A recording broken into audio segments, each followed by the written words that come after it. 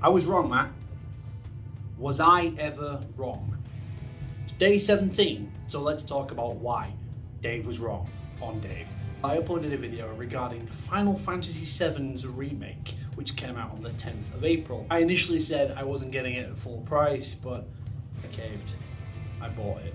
I downloaded it. So I'm a hypocrite there, but the game is amazing. I was wrong about everything. The game is one of the single greatest pieces of video game media I have played in several years, aside from Persona 5. They've done such a good job, and the game should be 7 hours, it's actually 40. It can be more if you play all the side quests, but they've inserted so much extra into the story and fleshed out even these really obscure side characters who are only in it for an hour or so. They've had their own little arcs and their own stories, and even the new characters are not just shoehorned in, they actually give relevance to the plot.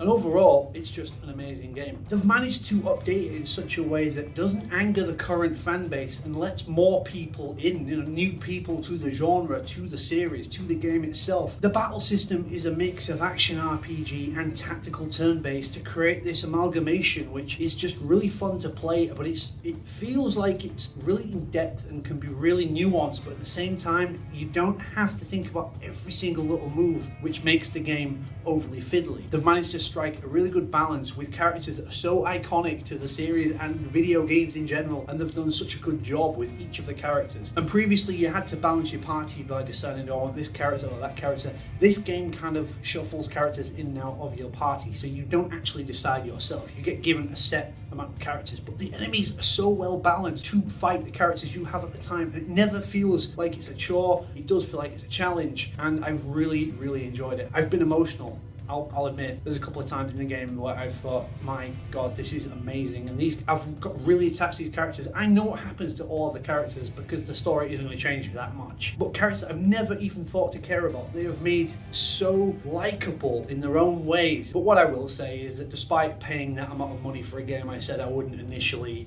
I'm so glad I did. And I don't begrudge paying that money and supporting the developers. Let's just hope I don't have to wait 3 years for the next one. Calling me a hypocrite?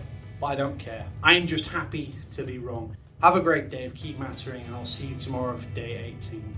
Dave out.